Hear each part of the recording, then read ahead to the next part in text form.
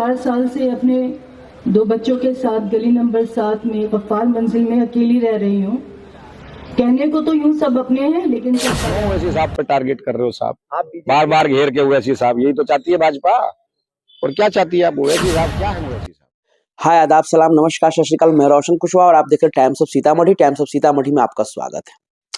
मैं बात कर रहा हूँ किशनगंज की। किशनगंज में तेजी से काम हो रहा है ब्रिज को लेकर, उस पे लोगों का उत्साह आप देख रहे हैं। मतलब अब अख्तरुल इमाम साहब से इतनी लोगों की उम्मीद होगी, क्योंकि भैया सीमांचल में अगर कोई काम करने वाला विधायक है तो वह है अख्तरुल इमाम साहब, और इसीलिए उनके पीछे लोग पागल हैं, एकदम क्रेजी बने रहते हैं। क्योंकि अब लोगों को लग गया है कि भैया अगर हमारे सीमांचल का विकास हो सकता है तो वो है एमएम के द्वारा, वो है एमएम के विधायक के द्वारा, नहीं तो भैया कोई विकास नहीं करने वाला था ना। आप देख रहे हैं इतने सालों से आरजेडी जेडीयू की सरकार रही, लेकिन कोई सीमांचल में सुनने वाला नहीं। लेकिन ये पिछले 5 साल से जब से एमएम सीमांचल में आया है, तब से वाकई में सबसे काम इतनी धड़ाधड़ और तेजी से हो रहा है कि लोगों के मन में एक अलग ही उत्साह है। आप देख रहे हैं, ये भीड़ देख के आपको पता चल रहा होगा।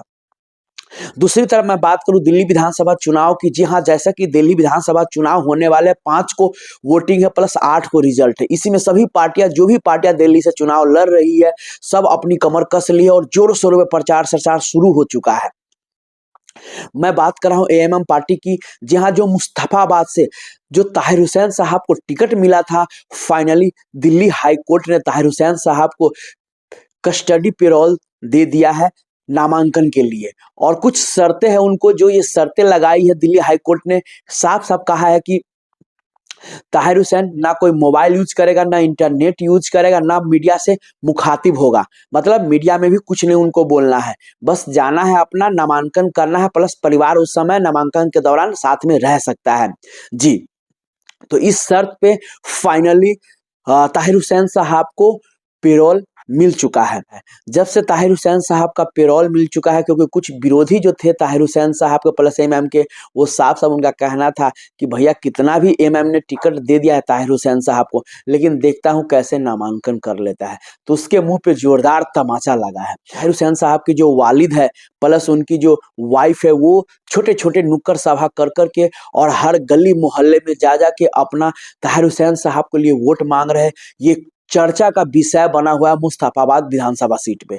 और कहीं ना कहीं जो केजरीवाल के प्रत्याशी है, उसको लग गया है कि भैया ये सारा सहानुभूति लेके और ताहिर हुसैन साहब जीत जाएंगे। इसी में चलिए आपको मैं दिखाता हूं कि ताहिर हुसैन साहब के वालिद ने क्या कहा, प्लस उनकी वाइफ ने क्या कहा लोगों से।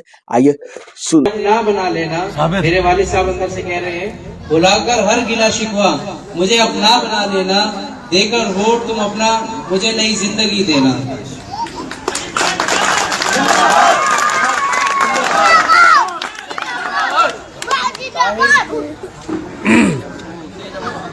ताहिर कल भी तुम्हारा था, ताहिर आज भी तुम्हारा है, रखूंगा सर को ऊंचा मैं, तुम्हारा ये वादा मेरा है। निभाकर हर रिश्ता तुम अपना मेरा बस साथ दे देना, देकर वोट तुम अपना मुझे नई जिंदगी देना। मोहब्बत भाईचारे का पुराना वक्त भी लाना है, मुस्तफाबाद वालों से मेरा ये खास कहना है, हुकूमत हो किसी की भी मगर इंसाफ कर देना, देकर वोट तुम अपना मुझे नई जिंदगी देना। ताहिर भाई, ताहिर भाई, ताहिर भाई, ताहिर भाई। बंदिशें हैं जहां दिन रात उसे तिहाड़ कहते हैं, बंदिशें हैं जहां दिन रात उसे तिहाड़ कहते हैं। तो आपने साफ साफ देखा कि उनके वालिद जो है हाजी ताहिर हुसैन साहब के वालिद है, वो साफ साफ लोगों से अपील कर रहे हैं, अपने पिता का संदेश सुना रहे हैं लोगों को, और लोग भी कह रहे हैं कि जरूर जरूर। अब मैं बात करूं आपको ओखला विधानसभा सीट की। जी हां, ओखला विधानसभा सीट पे अमानतुल्लाह खान साहब का वाकई में हालत टाइट है, क्योंकि एक मीडिया ने जब ओवैसी साहब को लेकर पूछा तो कैसे वो भड़क गए, कैसे वो बोलने लगा, वाकई में ये सुनना चाहिए। आइए सुनते हैं। एमआईएम ने कल दिल्ली में सभा की और उनके जो इंचार्ज हैं उन्होंने कहा कि अमानतुल्लाह खान चुनाव न लड़े, शिकौर रहमान को चुनाव लड़ाएं, इस तरह की बात को अपील किया इम्तियाज जलील ने। साहब मैं उस पर क्या बोल सकता हूँ? आपके इलाके में कह के गए हैं। अब मैं क्या कह सकता हूँ? हाँ, क्या बोलना है ये हमको? उन्होंने अरे कहा है छोड़ो। कि सीधे सीधे शिफाउर रहमान को आपको सपोर्ट करना चाहिए और अब आपको बैठ जाना चाहिए। अच्छा चलिए क्या बढ़िया। समझते हैं आप उस सियासत से, क्या समझते हैं एआईएमआईएम?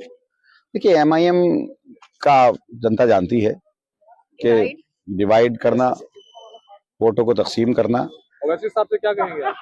क्या कहना है? नहीं, आप कह रहे हैं जनता कह रही है, सारे उलमा कह रहे हैं, उनसे मैं क्या कहूँगा?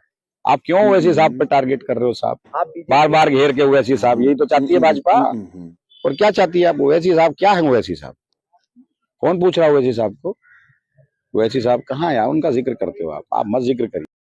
सो आपने देखा कि अगर हमारे इधर के काम के बारे में पूछना है तो पूछिए, क्या बार बार ओवैसी ओवैसी आप करते हो?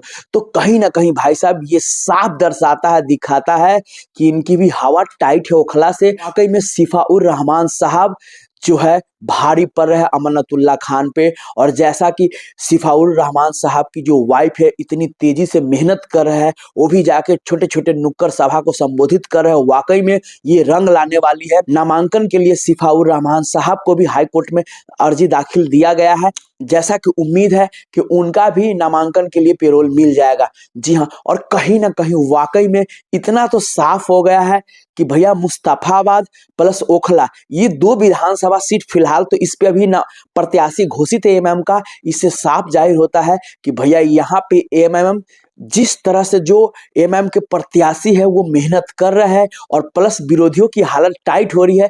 इससे तो साफ पता चलता है कि ओखला विधानसभा प्लस मुस्तफाबाद जीतेगा नहीं, एमएम जीत गया है कहीं में। जी हाँ, ये तो रियलिटी पता चल रहा है। विशेष इस पे आप लोग का क्या कमेंट राय विचार है, प्लीज आप लोग कमेंट करके जरूर बताइएगा। तब तक के लिए बाय बाय, टेक केयर, देखते रहिए टाइम्स ऑफ सीतामढ़ी।